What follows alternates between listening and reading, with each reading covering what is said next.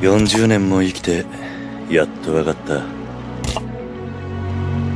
俺もあんたも自分に正直に生きてはならない人間なんだ。常に人から何かを託され、常に何かを守らなきゃならない。俺はこの数年。Balandžio 1-ąją tarptautinę melagių ir juoko dieną po 4 metų pertraukos į televizijos ekranus sugrįžo legendiniai humoro apdovanojimai Auksiniai svogūnai.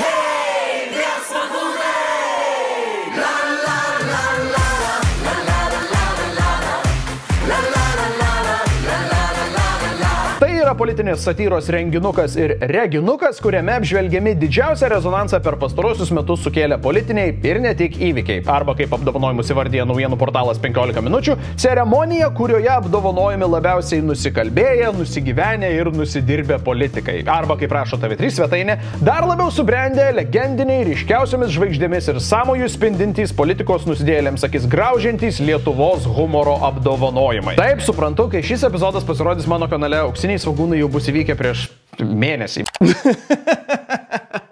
Aš net pats savo tokio optimizmo pavydžiu. Bus praėjęs mėnuo. Gal nori 3? Wow. Tiesa, jo, čia yra intarpas intarpe. Epizodą vis tiek pamatysite bent savaitę anksčiau nei visi kiti, jeigu prenumeruosite mano Contribui. Ten taip pat rasite epizodų scenarijus, su visa mano veikla susijusias naujienas, savo vardą įamžinsite kiekvieno epizodo pabaigos titrų sekcijoje ir visų svarbiausia gausite prieigą prie išskirtinai tik Contribui nariams skirtų epizodų. Nuorodai mano paskyrą rasite šio epizodo prašymo pačiame viršuje. Bet šį kartą aš pagalvojau, palauksiu, kol prasisuks pilnas įvykio žiniasklaidos ciklas ir tik tada darysiu apžvalgą. Jau būtų seniai pamiršę visi tus svogūnus. Ne, dabar dar labiau šašą krapšto ir sako, Jėzu, žiūrėkit, kraujas bėga. O Auksinių svogūnų žiniasklaidos ciklas buvo velniškai ilgas. Paskutinis Arūno Valinsko pokalbis, kuriame jis adresavo šį savo televizinį fenomeną, išėjo dar balandžio 23 dieną Laisvės TV kanale. Naują dugną pramušęs ir reitingus sumušęs čia studijoje Auksinių svogūnų krikštatėvis Arūnas Valinskas. Pasitikime. Plius manau, kad bent kelios šiandien čia mano išsakytos įžvalgos bus gana universalios ir pritaikomos ir ateities svogūnams. Į artimiausius, kuriuos beje bilietai jau yra prekyboje. Kovo 26 dieną Kauno Žalgirio arenoj. Tai kas be ko. Jau galite įsigyti bilietus. Tai kaip jau tikriausiai supratote, Auksiniai svogūnai yra Arūno Valinsko vedamas, jo paties idėjinis vaikas 2018-aisiais minėjęs savo 20-ąjį jubiliejų.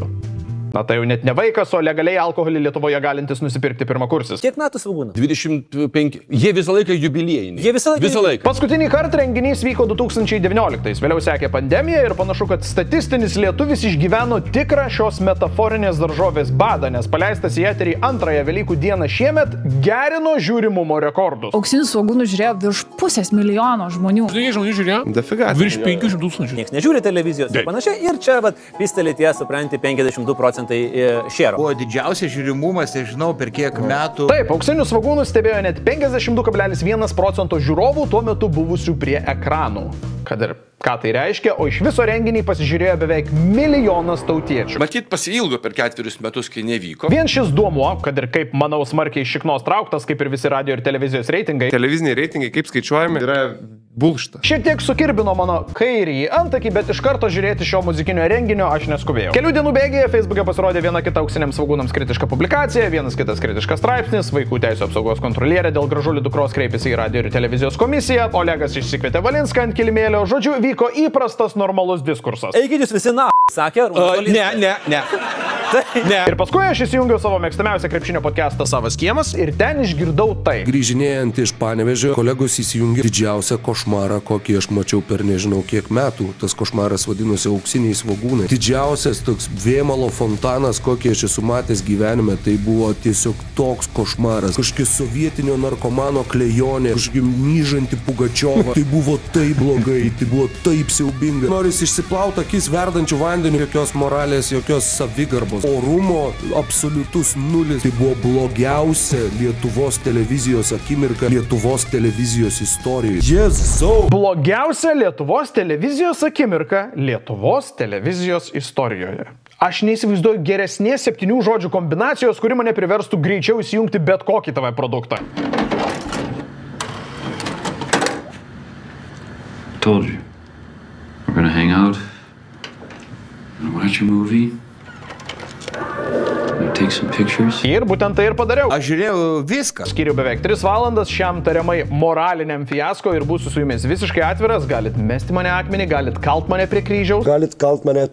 Bet mano nuomonė, auksiniai svogūnai nebuvo tokie tragiški. Aš galiu paaiškinti. Visų pirma, žinia apie tai, kad jie apskritai vyko, mane pasiekė būtent Andriaus Tapino publikacijos pavidale. Ir tarsi norėtųsi sakyti paradoksalu, ar ne, kad apie patį žiūrimiausią dalyką visoje šalyje aš pirmą kartą sužinojau jau tik po to, kai visi jį pamatė. Juolab, kad tai buvo ir gyvas renginys su bilietais, filmuotas kovo 27 dieną Klaipėdoje Švyturio arenoje, apie kurio egzistavimą aš irgi nieko nežinojau. Labas vakaras, Klaipėda! Labas vakaras! Here I come.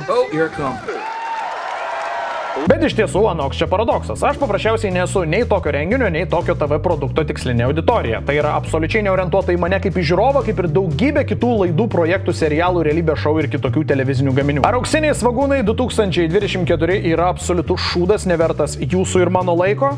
Aš asmeniškai manau, kad tikrai taip, bet aš lygiai tą patį manau ir apie TV pagalbą, teleloto, bus visko, ne viskas įskaičiuota, prieš srovę man reikia meilės, Monikai reikia meilės, moteris meluoja geriau, rimti reikalai, nusirenk, va vien iš atminties abiejų rankų pirštų neužtenka. Dėl to man tiesiog peršasi išvada, kad visi šie Valinsko renginių nepatenkinti žmonės paprasčiausiai nežiūri televizijos. Ir kai atsiranda kažkoks vienas didesnio atgarsio sulaukęs TV programos langas, jie tarsi nustemba, kad per teliką šūdą rodo.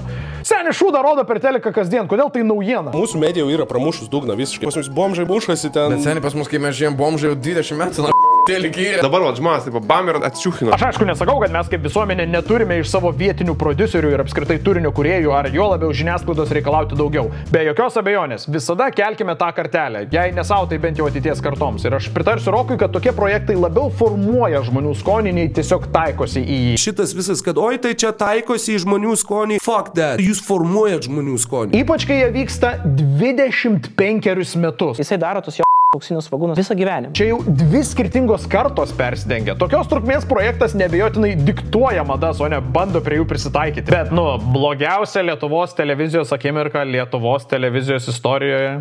Rimtai. Aš tik priminsiu, kad Init TV šiai dienai vis dar reguliariai transliuoja Janutinės, Gorienės ir Orlausko laidas. Arba kad laida 24 valandos nei iš tolo neprilygsta auksinių svogūnų košmarui. Visos 24 valandos, visi, nežinau, farai, visi niekas neprilygsta nei iš tolo tam košmarų. Aš labai atsiprašau, galit man neatleisti, bet niekaip negaliu su to sutikti. Visai Lietuvai transliuoti alkoholizme paskendusios ir neretai psichinių sutrikimų persmelktos ribinės provincijos buitinius konfliktus, puikiai suvokiant, kad galutinis produktas yra vartojamas neironiškame humoristinėme kontekste, man vis tiek visada bus nepralenkiamas televizinis dugnas. Tiesą pasakius, net pats Rokas tikriausiai nesuprato, kokį oksimoroną savo tiradoje sukonstravo. Humoro trupė Ambrozija 4 ryto kalam antifrizą už kažkokio kluono su apsimyžusiu chronium ir galvojam bajerius. Tai čia Grajauskas labai vaizdžiai suironizavo, kaip turėtų atrodyti auksinių svogūnų renginio programos rašymo procesas. Kas pagirsiu vieną geriausių Lietuvos laisvojo stiliaus reperių, krepšinio komentatorių ir mano mėgstamiausio krepšinio podcast'o vedėjų, yra labai juokinga ir taiklu, bet 24 valandos yra literaliai 4 ryto kalam antifrizą už kažkokio klono su apsimyžusiu chronium. Nufilmuota ir parodyta per teliką. Aš grasin. Man reikia 10 milijardų tūkstančių. O tak. Pakėlęs nuo stalo, voštelėjau per ausį. Aš geriau šunį apsikabinęs bučiuoju, tik jau ne tą. Tėvai, tu mane Jėzus Marija! Čia iškrautavinė yra.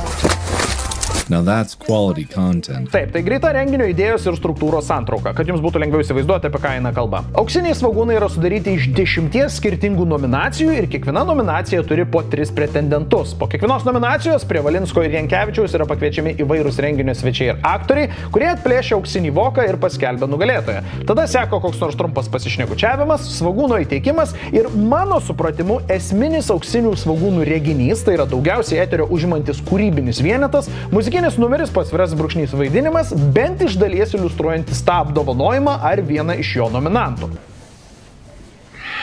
All right, explain this to me like I'm a 2-year-old, okay? Because there's an element to this thing I just cannot get through my thick head. Pavyzdžiui, antroji šių metų nominacija buvo metų posakis. Ją pretendavo Ingrida Šimonytė už Facebook komentarą parlamentariai Agnei Širinskienei apie maudynės šude, Gitanas Nausėda dėl posakio apie per užpakalinės duris išplaunamą konstitucijos turinį. Gitanas Nausėda kartoja, kad turi būti išsaugota konstitucijos dvasia, nes tai svarbiausias valstybės teisinis dokumentas. Ir jo turinys neturi būti išplaunamas per užpakalinės durys. Ir Ignas Vėgėlė už tai, kad katalikų šventąjį Pranciškų Asyžietį pavadino Pranciškumi Azijiečiu. Negaliu neprasukti pro šventą Azijiečio Pranciškaus bažnyčią. Prie vedėjų buvo pakviestas Mantas Kalnietis, jis atplėšė auksinį voką, auksinis svogūnas teko Ignui Vėgėlei, kadangi jo paties renginyje nebuvo, apdovanojimą atsiėmė Ignų persirengęs aktorius Šarūnas Banevičius. Padėkosiu azijiečiui.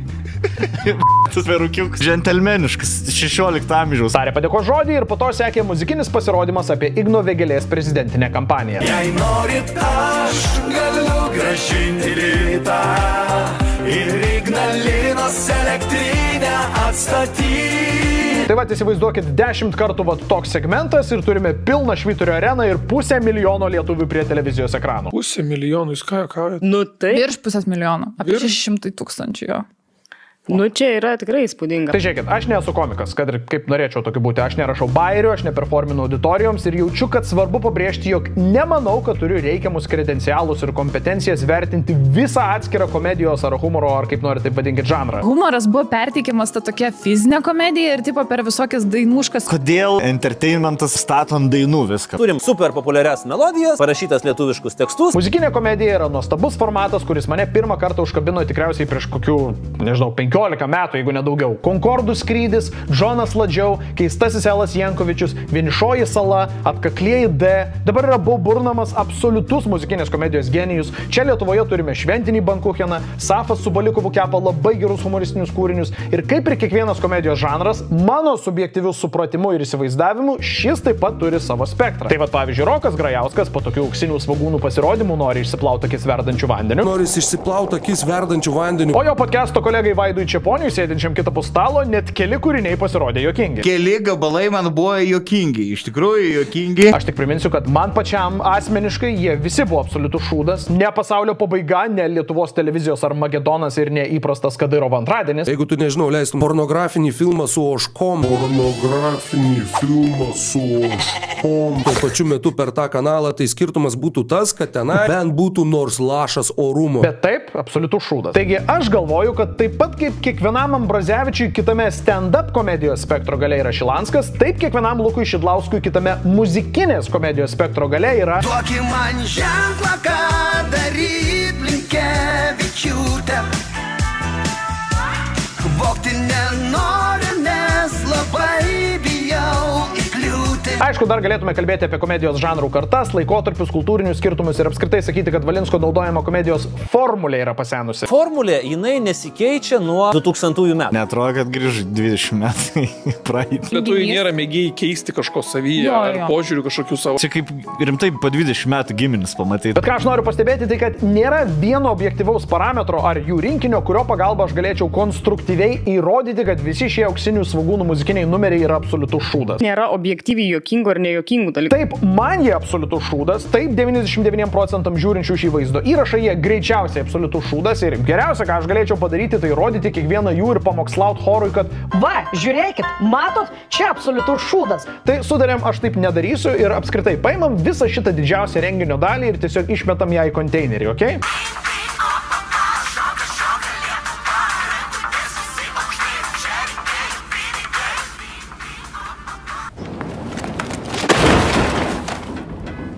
Ar auksiniuose svogūnuose netrūko prastų juokelių?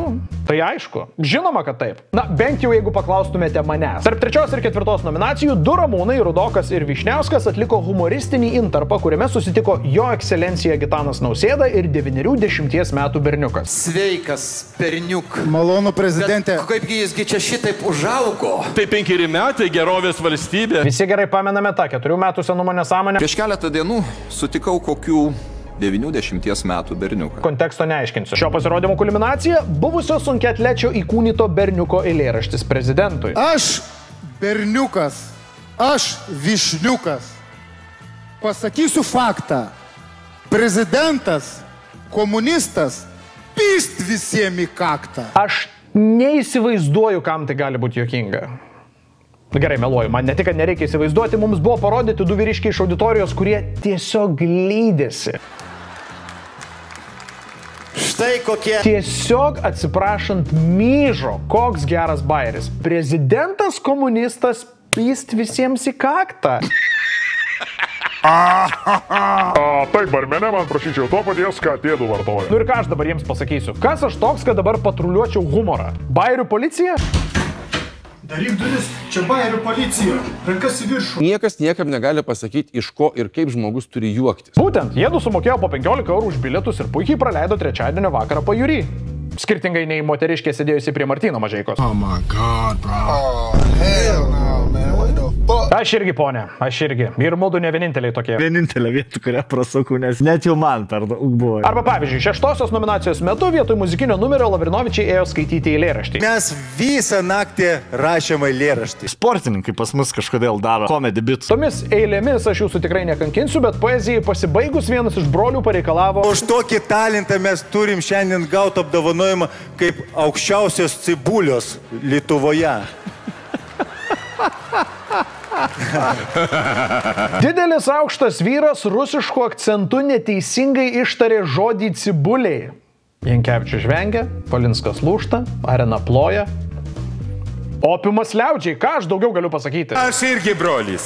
No. Tu ne brolis. Čia, tu net ne pusbrolis. Kaip pasakytų, nedadarytas. Tam davė, tam neliko. Aš paskutinis prie papo. Tu turbūt juokauji. Dar man labai įsiminė dėl visų blogų priežasčių, aišku, Rudoko, Nedzinsko ir Jampolskio pasirodymas tarp 8 ir 9 nominacijų. Juos perengė atitinkamai Kurlianskiu, Gapšiu ir Masiuliu ir jeigu aš teisingai interpretuoju šį humoristinį bitą, jie apsimetinėjo durneliais, kas premisuoja kaip ir būtų tikslu, nes minėti 3 politikai MG Baltic korupcijos byloje kaip durneliai išsisukinėjo, kad atseit nieko blogo nepadarė. Bet šito spektakliuko pateikimas buvo, toks nejaukiai infantilus. Tai dabar aš jums parodysiu gerokai ilgesnę ištrauką, kad suprastumėt, ką aš turiu omeny ir aš labai noriu, kad atkreiptumėt dėmesį į žiūrovų reakcijas. Aš atsiprašau, o jūs čia kas?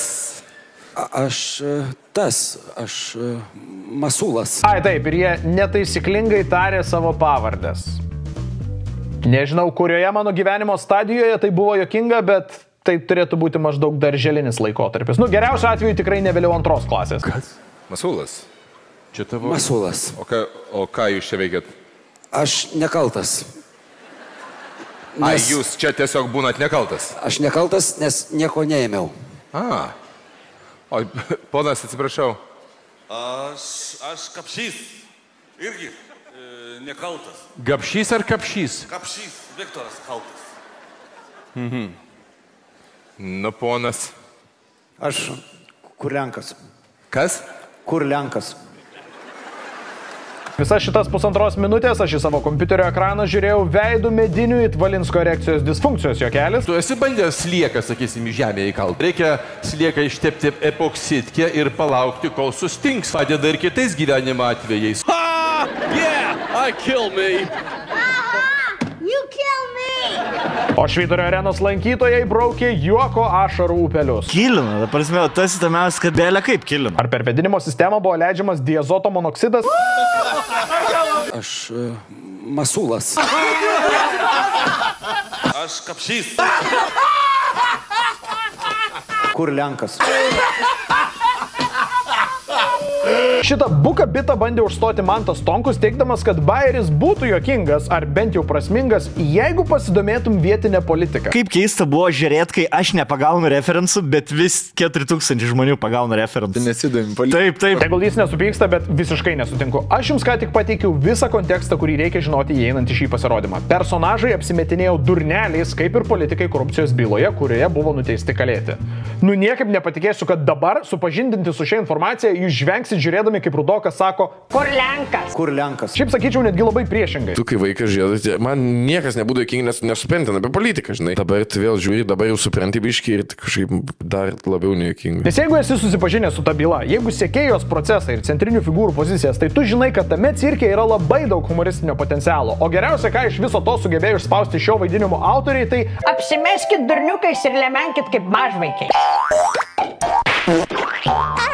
Nemeluosiu, buvo ir linksmų akimirkų, bet kaip ir Mantas Katleris, aš vengiau visai ne tose vietose, kurios linksmino Švyturio arenoje susirinkusiuosius. Kaip aš žvengiau ne tose vietose, kur arenų žvengia. Links, man atrodo. Tak žiūrėkit, Mičlė, kaip jūs apsirengėte. Komedijinį svičą padarė. Ir aš nesižvengiu, nes geras. Nei vienas žmogus arenai.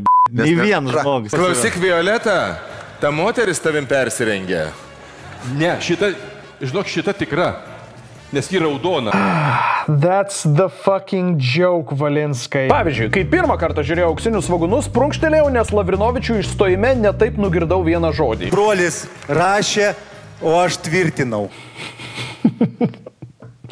Net neatsiprašinėsiu. Arba kai, kaip jau minėjau, apdovanojimą teikė Kalnietis ir jam ant vedėjų pakilos buvo taip nepatogu, kad Jankevičius švelnino situaciją juokeliu apie įkaitais paimtą Manto šeimą. Nežinau, kaip jūs Arūnai čia mane kalbėjo, dabar jaučiuosi, kad ne čia stoviu. Tik tai perskaitykite, kas čia ir mes paleisime jūsų šeimą. Nors visą renginį atrodė, kad paties Justino šeima yra pagrobta ir laikoma kaip išpirka, kad jis vestų Auksinius svogūnus. Atrodo, kad Valinskas turėjom ant kiaušų užkabinęs tokį elektrinį arba ant kaklo pavadėlį ir tada, kur jie nustoja kalbėti ir Valinskas mygtuką paspaudžia ir įsijungia iš karto šypseną, kad tas akis tokias baimės kūpina, žinai. Taip, aš puikiai suprantu, aš per visą savo gyvenimą nebūsiu nei ketvirtadaliu tiek komikas, kiek yra Justinas Jankevičius, ir nei penktadaliu tiek laidų vedėjas, kiek yra Arūnas Valinskas. Tu perdaryk dabar Auksinius svogūnus, kad vestų Paul Demiko ir raustint. Nebūtų taip. A ne? Vis dar geras. Vis dar veikia. Bet jo, aš galiu sutikti, kad visas šitas pasenęs provincialus humoras yra absoliutus šūdas. Bent jau man. Yra tiesiog vyresniems žmonėms šitas renginys. Bet vėlgi, tikrai ne kažkoks lietuviškos medijos kolapsas ir tikrai ne patys blogiausi kada nors per teliką Lietuvoje parodyti vaizdai. Tai 2 valandos konkretaus mėšo. Ir belieka tik pasikartoti, aš paprasčiausiai nesu nei tokio renginio, nei tokio TV produkto tikslinė auditorija. 99% šio epizodo žiūrovų tokie greičiausiai irgi nėra. Mums tai nėra jokinga, bet ne mums ir daro. Ne mums ir daro. Bet kur aš visgi norėčiau, kaip sakoma, pabadyti skilių, tai kaip suprantu iš viešų pasipiktinimų dviejose probleminiuose teikimuose, tai yra 7-ojoje ir 9-ojoje nominacijose ir dar Valinsko reakcijose į jam adresuotą kritiką. Tai paeiliui. Nominacija metų atsisveikinimas. Į šį svogūną pretendavo kauniečių išrinkta Lietuvos gėda ir jos negebėjimas atsisveikinti su verslu teroristinėje valstybėje, teroristinės valstybės čiuožėjos atsisveikinimas su Lietuvos pilietybė ir Tomo Vytauto Raskevičiaus atsimojavimas su partnerystės įstatymu. Nepriklausomai nuo to, kaip jūs jaučiatės dėl Raskevičiaus ir turbūt reikėtų sakyti visos Laisvės partijos neįgyvendinto projekto, aš vis tik manau, kad tokio renginio kontekste tokia nominacija su tokiais nominantais yra labai tinkama. Lygiai taip pat, kaip buvo su metų posakiu, lygiai taip pat ir čia. Aš nematau nieko blogo ir netgi sakyčiau, Auksinių svogūnų humoro rėmuose čia yra viskas logiška. Atplėšti voką buvo pakviestas buvęs Klaipėdos miesto meras Vytautas Grubliauskas, nugalėtojų paskelbtas tas pats Raskevičius ir kaip ir su Vėgėle politikui nesant apdovanojimuose, jį įkūnijo Vudis.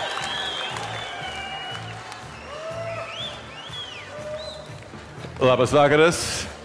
Labas vakaras.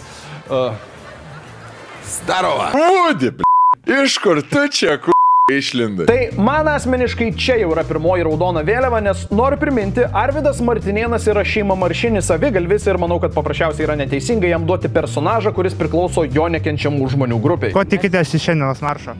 Nieko, duoti ausnukį, Iš karto pasakau, nenoriu girdėti jokių Ne, Pauliau, jis tiesiog buvo prieš karantino ribojimus. Pasilaikykit savo, reikia domėtis, su ko eini riešutauti. Visi naudingi idiotai paskui irgi vartėsi iš gaidžio, oi, mes nenutokėm, kad 90% organizacijos yra 5-oji kolona. Duot šeimą maršiniui įkūnyti homoseksualą, tai maždaug kaip duot rasistų juodaodžio vaidmenį ir batų tepalo. Toks pasirodymas bus bent paviršutiniškai persmelktas asmeninė pagieža ir fundamentaliai informuotas žalingais stereotipais. Jūs, žinoma, galite su tuo nesutikti, jums toks faktas gali visiškai netrukdyti, čia yra jūsų reikalas, bet viso šito segmento metu aš nieko kito daugiau ir negalėjau matyti. Ir ne, omeny aš turiu ne suknelę. Aš bandžiau skambinti pačiam Raskevičiui, kad jis sakau, gal gali paskolinti tą suknelę. Jis sako, aš jau ją atidavęsis ir numavęsis buvo, tai mes turėjom siūti. Suknelė man tinka, čia jau pats Raskevičius ją ant savęs užsitraukė.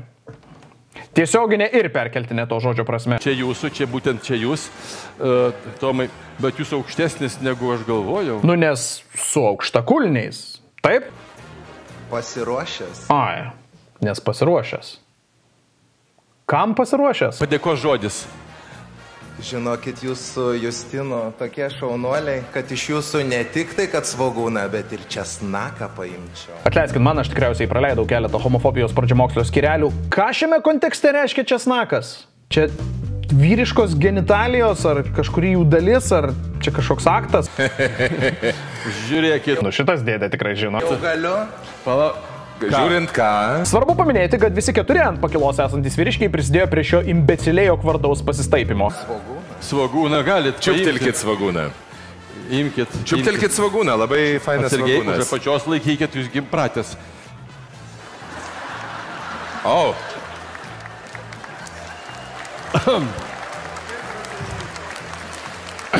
Ir matot, tam, kad šitas bajeriukas veiktų ir sprendžiant iš žiūrovų reakcijų veikia, jis turi būti homofobiškas ir jį reikia matyti per stereotipiškai seksualizuotą prizmę, nes jeigu mes šitą repliką dekonstruotume pažodžiui, tai jinai realiai neturi jokios komiškos vertės. Už apačios laikykit, jūs pratęs. Pratęs laikyti už apačios.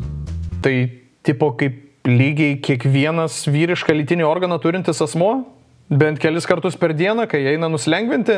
Ne velnio, gėjai mėgsta rankui turėti pimpalą. Būtent tokia prielaida yra įvyniota į Arūno repliką ir būtent taip ją išsilukšteno visi, kam šitas epizodas sukėlė tiek daug juoko. Aš jau dabar matau, kaip nedidelė dalis jūsų bėsinasi komentarų sekcijoje. Šitas gynėjas, jau tipą iš šikninių pasiekti nebegali. Pats tikriausiai išūrins yra, tai dabar tokius pačius savo. Tai nurimkit žemaitijos baikeriai, nuliūdinsiu, šitas užkliuvo ir jūsų mėgstamiausiam komikam ir jų antrom pusėm. Valinskas, imkit svogūną. Gerai, biški su homofobijai buvo perspausti, man atrodo. Ir Gelminė sako, oi, čia biški tokių homofobijų. Jo, aistė, tai va taip pasidėjo. Tuoj, užbaigiam šitą tikimą ir aš jums paaiškinsiu, kodėl aš apskritai esu kritiškas šiai renginio daliai. Ne šiai renginio daliai, o šiai renginio daliai. Gal galima foto? Merė, jūs čia šalia į vidurį taip. Prašom, nebijok. Juokingagi, nes niekas nenori stovėti prie gėjaus. Mažu dar užsikrės. Ta prasme. Jo, jūs iš nugaros fotografuos, tai atsisukite, jie pusė į tą priekį, va tenai. Na gerai, pasimasuojam. Žviegia, tiesiog žviegia pajūrio liaudis. Dėkui. Na ką, ačiū merė, jūs atlikot tikrai žiauriai pavojingą pareigą. Bet kodėl, Arūnai, kodėl ši pareiga buvo žiauriai pavojinga? Dėl to, kad homoseksualumas yra oro plintanti liga, ar dėl to, kad gėjai gali bet kuriuo momentu išrūrinti vyrą? Kurią liniją jūs čia braukėt? Ir nesakykit, kad nei viena iš duotųjų, nes vėlgi, jeigu mes šitą repliką dekonstruotume pažodžiui, tai jinai neturėtų absoliučiai jokios komiškos vertės, nors renginio dalyvių veidai ir balsai signalizuoja labai priešingai.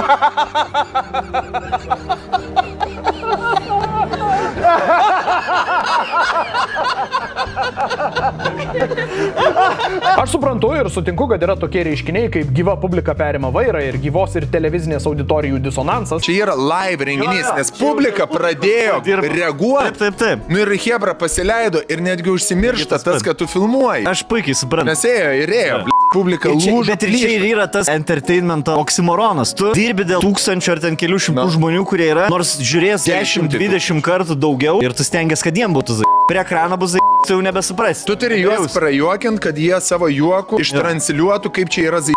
Ir publika namie užsikrėstų lygiai tuo pačiu. Čia yra labai sudėtingas dvigubas darbas. Bet visas šitas segmentas buvo renginio organizatorių, vedėjų ir atlikėjų, ar šiuo atveju atlikėjo rankose. Kaip jau sakiau, visų pirma, nemanau, kad Raskevičiaus rolę reikėjo atiduoti Vudžiui, bet jeigu jo atidavai, tai būk malonus. Parašyk nominacijų siužetą, kad paskui neprasidėtų kažkokios idiotiškos dviprasmybės apie antrą galą. Aš pasiruošęs, aš ir česnaką paimčiau. Lankoj draugys draugelį dajas, o saulė blyksi jų sparnuos. Kur dingo jaunos mano svajos, tik vienas pūkas težinos. Ir suprantama, kad tada ir pačiam Valinskui belieka tik žaisti pagal savo paties įgalintas taisyklės. Už apačios laikykit, jūs pratęs. Priedo, aš manau, kad kokią publiką puoselėjai tą ketvirtį amžiaus tokiai dabar ir atsakai. Aš irgi atsimenu, augaugi, aš su tais auksiniais svogūnais rodydavo kiekvienais metais juos. Ir jeigu teisingai suprantu, tai dar prieš Vudžiui pasiekiant vedėjus jau buvo kažkokių tariamai nekorektiškų replikų iš žiūrovų. Eina Vudis apsirengęs tą juodą suknelę, kaip juodoji gulbė. Iš galo moteriškė, kai pradėjo švilpti ir rėkti, aš tekstų negaliu pakartoti. Nebent aš kažkaip netaip interpretuoju šitą Valinsko pasisakymą. Man tų nupasakotas gyvų renginių fenomenas šiaip pavyzdžiui galiotų Grubliauskui. Jis tiesiog atėjo teikti nominaciją, pastovėjo pašonėje ir kai visa arena jau pasikūrė, o tiksliau buvo pakurta Vudžio ir Valinsko, tai kas jam daugiau beliko, kaip tik improvizuoti į tą patį taktą. Na ir geriausia, ką jisai vietoj sugalvojo, tai slėpti savo sėdimąją nuo gėjaus. Merė, jūs čia šalia į vidurį taip. Prašom, nebijok. Klaipadas meras, nuo to šikno bando slėpti. Nemirštanti klasika. Gerai, tai truputuką atsukam juostelę. Užbaigiam šitą tikimą ir aš jums paaiškinsiu, kodėl aš apskritai esu kritiškas šiai renginio daliai. Arūnas Valinskas, be to, kad yra vienas žinomiausių, garsiausių ir įtakingiausių žmonių visoje šalyje per visą nepriklausomos Lietuvos istoriją, mano subjektyviu supratimu, ir čia žinoma galiu klysti, taip pat yra ir socialiai atsakingas visuomenininkas, neretai pasisakantis socialiniais, kultūriniais, ekonominiais ir kitais valstybei svarbiais klausimais. Pavyzdžiui, kai buvo pelnytai kritiškas šeimų maršo judėjimui ir pandeminiams antivakseriams, bet panašu, kad kai reikia, kad kažkas pastraksėtų ir padainuotų įsispraudęs į suknelę, tai vertybės persida ant galinės sėdynės.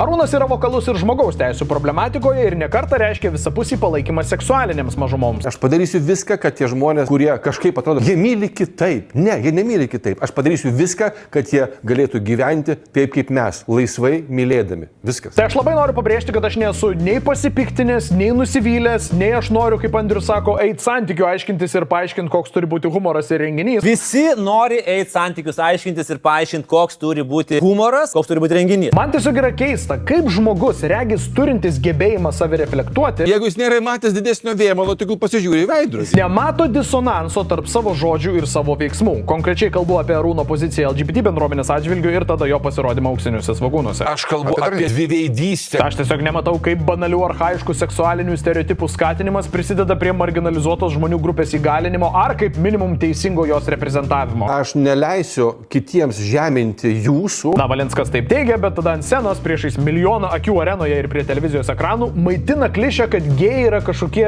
seksualiniai plėšrūnai. O, Arūnai! Sveiki! Tai kokių tada reikia tikėtis lygių teisių ir visuomenės tolerancijos ir supratingumo, jeigu yra formuojama nuomonė, kad tai yra kažkoks pavojingų iškrypėlių kultas? Atlikot tikrai žiauriai pavojingą pareigą. Ai, didybo, jeigu palaikai tai už jų pasijuokti negalėjo, ne vavarykštiniai, kaip čia yra, taigi iš savo draugų tai išsibėėjo.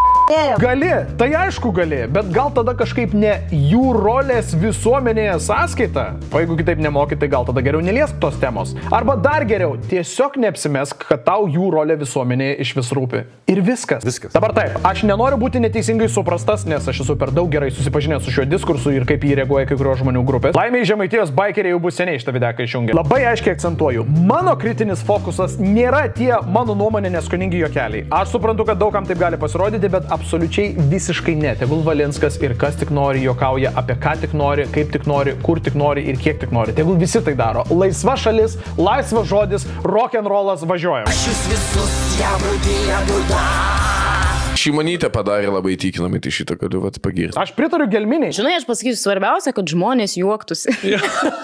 Ai, gal ir nesvarbu iš ko. Nors į 90-uosius sugrįžkim. Standartinė situacija. Reiškia, eina žydriukas, dairosi, graži diena, žiūri, bomžas griovį guli. Prieina prie to bomžo, lyg ir miega. Tik tai vieną kartą, tik tai 2 kartus, pratraukia bomžą ir eina toliau. Priminsiu, kad INIT TV šiai dienai vis dar reguliariai transliuoja Orlausko laidas. Dėl to, kad aš smaukau dar laisvalaikiu. Kad jau užsiminiau. O tai kodėl tada nekritikuoja Orlausko ir kitų panašaus plauko šūdo gabalų? Nes jie net nebando apsimest, kad nėra šūdo gabalai. Kopiją įkišim vaikui darželį, mokykloj, bet kur. Fidofilas. Kaip jau sakiau, aš tikrai nebairiu policiją ir nepatruliuot humorą čia priešais kamerą atsisėdau ar įsižeistų iš kitą žmonių grupę. Man pati homofobija kūryboje realiai net nerūpi. Kurkit jūs ką fucking norit, aš savo turinį atsirinksiu. Aš tik manau, kad yra labai veidmainiška būtų užsėdus 2 kėdes ir viena ranka diskriminaciją plakti, o kita ranka šerti diskriminuojančius, nes matai gerai moka. Ir tai parduota. Net ir ta nešlovė, negarbė. Ir ten, kur visi įsivaizduoja, kad man gali pabarstyti druskos ant žaizdos, pasirodo, kad jie tik neša pinigus. Tai tokia yra mano galutinė kritika Arūnui Valinskui dėl šio auksinio svogūno įteikimo. Jeigu tu nesugebi padaryti, tau lieka vienintelis dalykas kritikuoti. Aišku, savo draugams Arūnas to paties standarto netaiko. Tu turėt labai gerus draugus, kurie to pasako, žinai, ten buvo šūdas.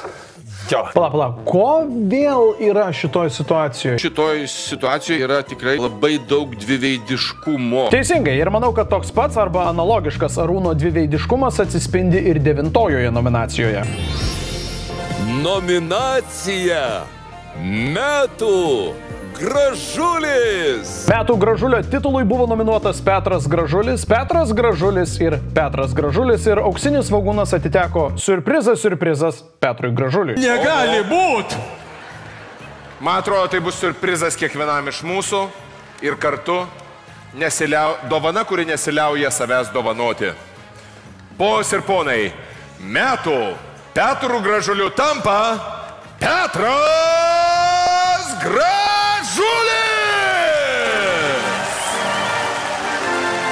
Dėl šio auksinio svogūno Arūnas Valinskas susilaukė daugiausiai kritikos spaudoje ir pokalbių laidose ir ji visa buvo orientuota į tai, kad Petras Gražulis į renginį atsitempė savo 6 metų dukrytę Moniką. Scena buvo atvesta, atėjo Gražulio dukra. Monikutė ateik, tu sakei, mamai perduosi. Taip, ateik čia. Buvo juokeliai, kad tai yra Gražulio veiklos Palangoje įrodymas. Petras atvyko su savo veiklos Palangoje įrodymu, aš suprantu. Tas galvijas ją atsiveda ten, kur žinojo, kad bus fantazijų atributika su dildo. Ir tiesiog per žiauriai didžiulį ekraną tai rodo. Jau jūs kam iš savo draugų dovanosit, čia jau jūsų reikalas. Ta mergaitė 5 metų ar kiek jai tenai. Mergaitė kažkuriuo metu augant, nebūtinai naudai išeina. Toks viešumas. Tam vaikas yra gal biški. Keiskit biški savo programą. Aš netikiu, kad mergaitė tikrai viską puikiai supranta. Vaikui gali tuo metu patikti 5 metų, bet mes nežinom, kokią etiketę tai prilipdys vaikui mokykloje, darželyje. Svogūną? Ar už ją gavot? Čia ir vaikų išnaudojimas. Paliko dukrą ant scenos, atsiėmė apdovanojimą, pasiimk dukras. Petrai, dukrą palikai. Ir tada Jengi sako, naują pasigaminti. Kas jam yra naują pasigaminti? Tai šitoje vietoje aš ne tik, kad būsiu nepopuliarus ir apginsiu Valinską, bet ir neoriginalus, nes tiesiog pacituosiu Rytį Zemkauską. Rytį Zemkauskas, man atrodo, pakomentavo, tėvai atsiveda vaiką į striptizo klubą. Ar tikrai striptizą reikia nutraukti? Nu, sorry, bet šitas įvykis manęs nei kiek nesujaudino. Čia fucking Gražulis. Tai aišku, kad jis rinks politinius dividendus savo mažametės dukros sąskaitą. Ar patiko tau svogūnai? Jo, patiko. Patiko. Čia kaip su lietuviška televizija. Jūs ką tik dabar atsičiūkinot? Keista, kad dabar atsičiūkinot. Tikrai šitas žmogus yra moralinis rodas. Iš jo reiktų atimti tėvystės teisės. Visiškai sutinku ir ne Valinskas yra atsakingas už kito suaugusio žmogaus veiksmus ir jo vaikų auklėjimo metodus. Už ką Valinskas, aš manau, yra atsakingas bent dalinai, tai gerokai per ilgą Petro Gražulio politinę karjerą. Visą jo išrodė karjerą, realiai. Ten gal 20 minučių. Ir čia aš prieinu prie antrosios, pačios pagrindinės ir didžiausios kritikos Arūnui Valinskui ir jo projektui. Tik tam, kad ją tinkamai paaiškinčiau, aš turiu trumpam nusikelti į kitą kanalą. Olego Šurajevo 1K projekto antrajame YouTube kanale, kuris negalvojau, kad taip įmanoma, bet yra apleistas labiau nei maniškis, jau virš 3 metų guli vienas, tiesiog neteisėtai neįvertintas ir nusikalstamai neperžiūrėtas vaizdo įrašas apie politinius trolius. Epizodas šiaip dedikuotas Uspaskichui. Viktoras Uspaskichas jau 20 metų Lietuvos politikoje egzistuojantis personažas, kartu su darbo partija dominuojantis reitingų lentelėse. Kaip jau sakiau, video daugiau nei 3 metų senumo. Bet tobulai ir labai nesudėtingai paaiškina, kaip visi populistai tokių renginių kaip auksiniai svogūnai pagalba išpopuliarėja ir susikrauna savo politinius kapitalus. Ekscentriška Viktoro Uspaskicho asmenybė jį išskiria politinėme lauke ir traukia visuomenės dėmesį. O svarbiausia, sėkmingai renka palaikymą ateinančiuose rinkimuose. Dažnai tas keistumas konvertuojasi į atpažinimą ir gali sukelti teigiamą požiūrį jo atžvilgiu. Nepaisant populizmo, žemo humanitarnio išsilavinimo, kurį su pasididžiavimu demonstruoja, problemų su teisėsauga ir korupcinių ryšių, mes jį suvokiame kaip komišką personažą, kuris įneša linksmų spalvų į pilką politinį gyvenimą. Realiai aš tiesiog norėčiau visą videką čia įpeistinti, bet panaudosiu kelias ilgesnės ištraukas ir labai rekomenduoju, ne. Primiktinai reikalauju, kad jūs po šio video nukeliautumėte į antrąjį kanalą ir skirtumėte 11 minučių savo laiko, ar Uspaskichas yra trolis. Primityvūs pramoginiai naratyvai neleidžia atskleisti tikros šio politiko elgesio motyvacijos. Todėl troliui bet koks paminėjimas žiniasklaidoje yra pliusas. Dabar, kai jau šiek tiek suprantate, kokį reiškinį turiu omeny ir kur link lenkiu, noriu vėl referuoti į pokalbį su Tapinu, kuris atrodo vienintelis pabandė Valinską nors kažkiek paspausti būtent šiuo klausimu. Svogūnai tampa populistų, tramplynų, jie gauna nežmoniškai daug eterio. Gražulis, Uspaskichas, Pinskuvienė, Zuokas, tokie parazitiniai prielipos nuo svogūnų vačitų 53%, jie susirenka savo gerus dalykus. Ir netgi jie jau truputį, mano galva, gal ir tampa įžūlus, kaip pavyzdžiui ponia Vilija. Nepadarykit klaidų, 3 rinkimai šiais metais, tokio maratono dar nebuvo.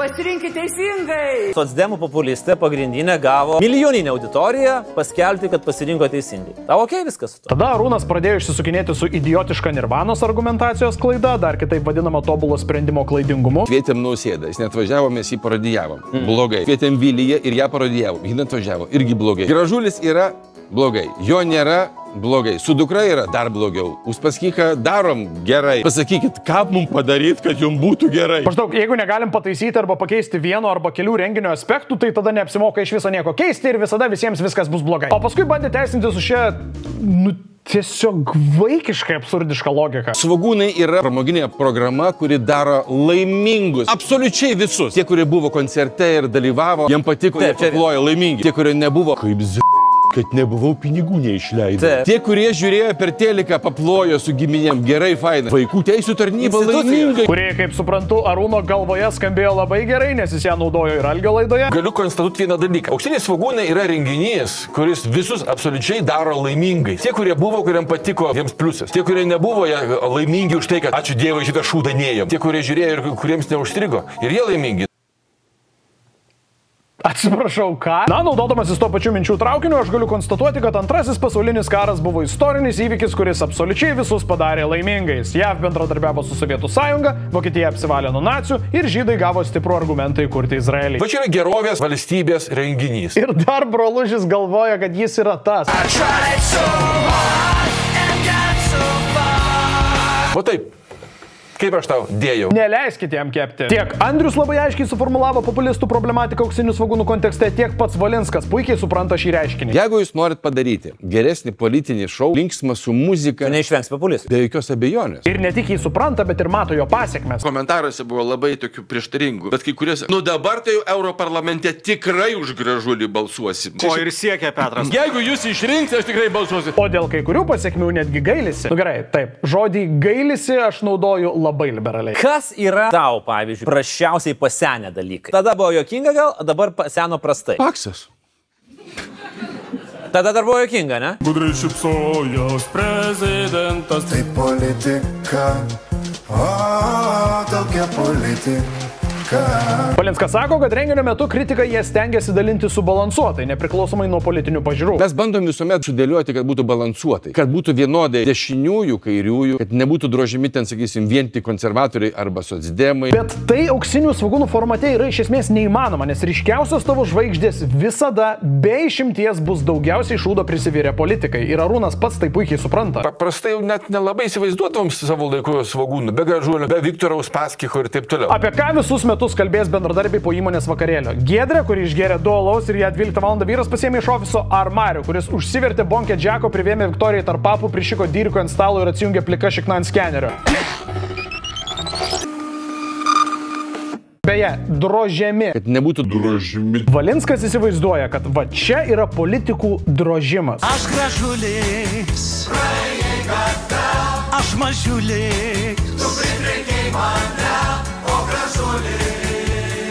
Aš patikėti negaliu, kaip gera būti Gražuliu. Nu jo, wow, reputacinė žala tai negrįžtama. Aš neįsivaizduoju, kas galėtų atsistatyti po tokio negailestingo kirčio. Eik tu savo. Jūs tik Arūnui nerodykit mano videko apie Valių ąžuolą, tai dar žmogų insultai varysit. Aš turiu tau atvirą klausimą, Valiau. Ar tu tikrai idiotas, ar tik apsimeti tokiu? Nors gal šiek tiek performuluosiu klausimą. Ar nepakaltinamojo etiketė tave atleidžia nuo bet kokios atsakomybės? Kaip žmogus turintis naujagimio nuovoką sugeba virš 40 metų išgyventi nežuvęs bet kokioje gyvenimiškoje situacijoje? Tuo labiau būti išrinktas į valdžią. Kaip tu batus rytais užsiriši? Man keista, kaip čia taip ne visas batas juda, kai tą raištelį judinu. Ta prasme, Valinskas pats pasakojo, kad yra gavęs kaltinimų dėl pernelyg teigiamo Uspaskicho reprezentavimo. Pradėjo sklyst gandai, tai čia Viktoras jiems sumokėjo, kad padarytų jį teigiamą. Tai apie kokį drožimą mes kalbam?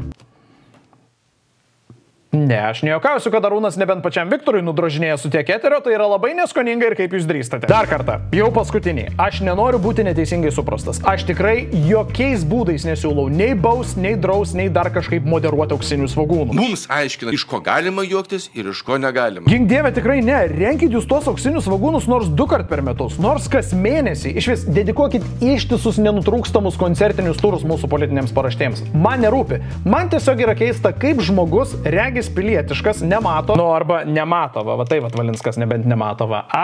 Nematau. Kad tokių veikėjų garsinimas ir kai kuriais atvejais netgi drįsčiau teikti glorifikavimas. Nežinau, ar tarp Lietuvos šoumenų jūs esat geriausias politikas, bet mes jums suteikime oficialų titulą. Tarp Lietuvos politikų jūs skelbiamas geriausių šoumenų. Petras Gražulis. Ačiū.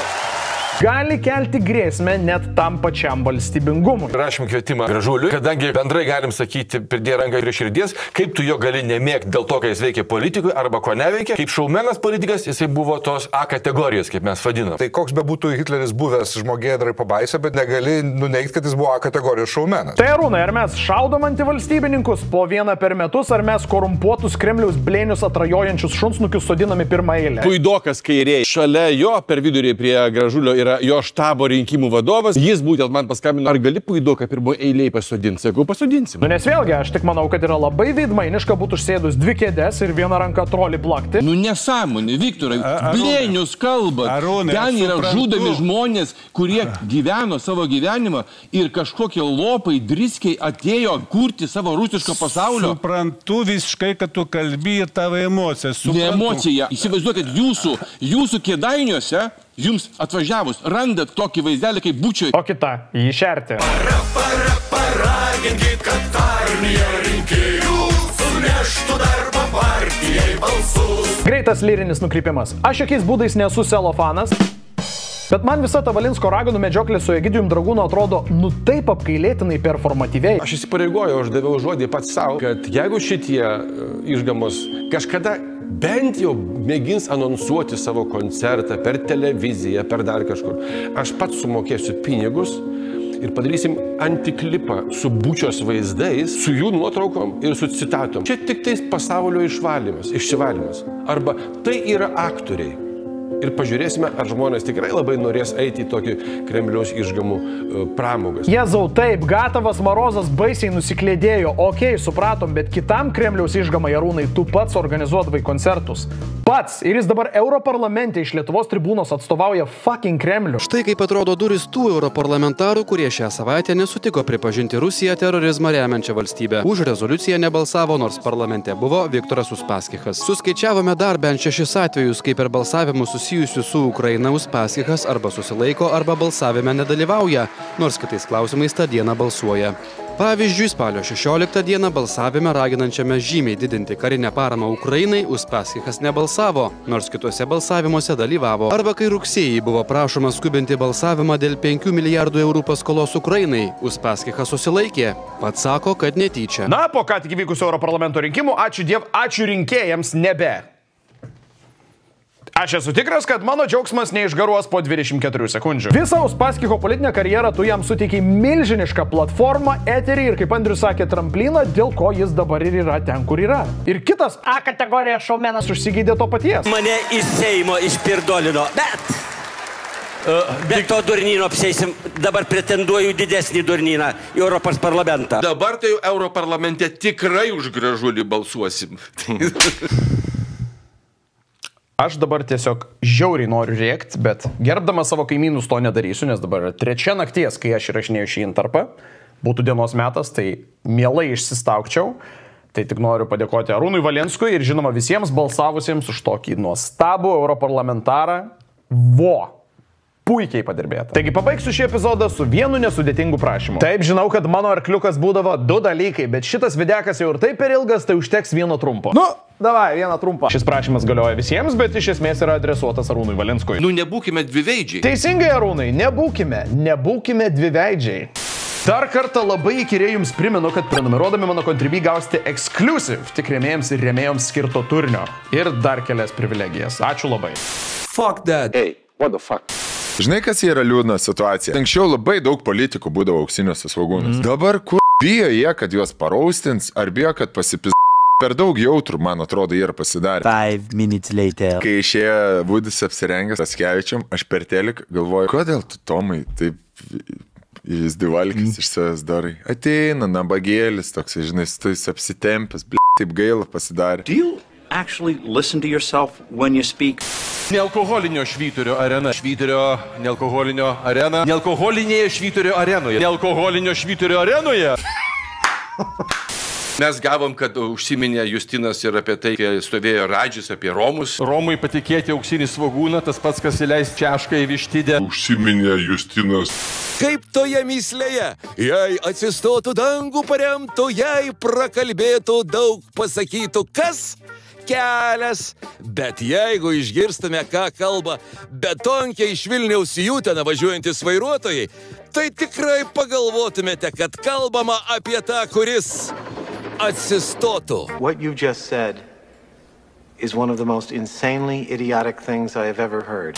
Susidaužkim. Gali